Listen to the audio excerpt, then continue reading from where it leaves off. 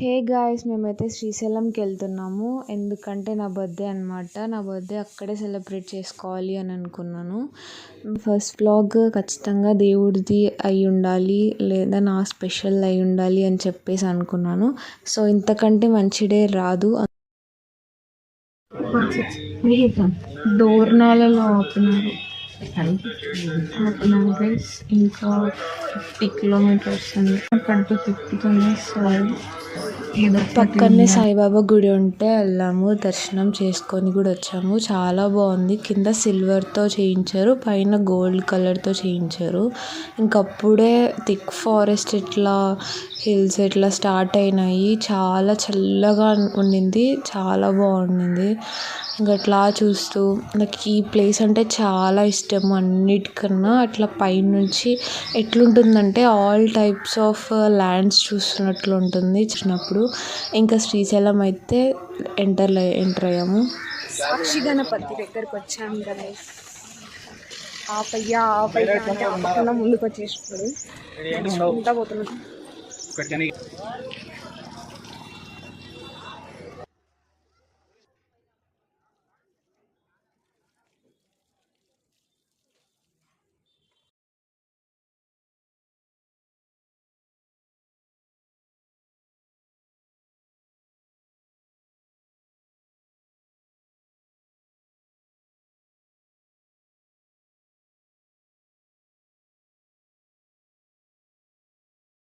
ఇంకా సాక్షి గణపతి దగ్గర దర్శనం అయిపోయాక రూమ్స్కి అయితే వచ్చాము.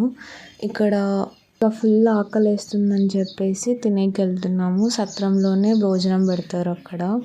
సో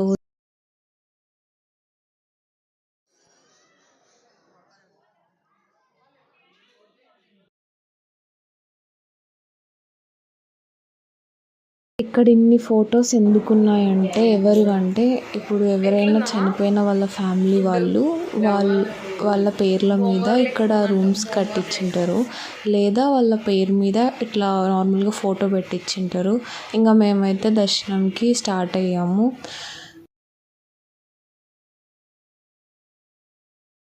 దర్శనం అయితే బాగా జరిగింది. మాకైతే 3 hours పడింది. ఎందుకంటే మధ్యలో 4 కంపార్ట్మెంట్స్ అయిపోవాలని చెప్పేసి ఆపారు. బయటికి వచ్చి చూసేలోపు ఫుల్ వర్షం పడుతుంది. నాకైతే ఇదొక బ్లెస్సింగ్, శివయ్య నాకు బర్త్డే రోజు ఇట్లా బ్లెస్ చేశాడు అని అనిపించింది. ఇంకా ఈవినింగ్ టైంకి నేను మా అన్న బయటికి వచ్చి నూడిల్స్ తిన్నాము, చాలా బాగున్నాయి. అండ్ తినేసి కొద్దిసేపు ఉండి ఇంకా ఒక 4:35 అలా స్టార్ట్ అయిపోయాము రిటర్న్ ఇంటికి. అంతే గాయ్స్, ఈరోజుకి ఈ వ్లాగ్కి అంతే. నచ్చినట్టయితే like, share, subscribe. Bye bye.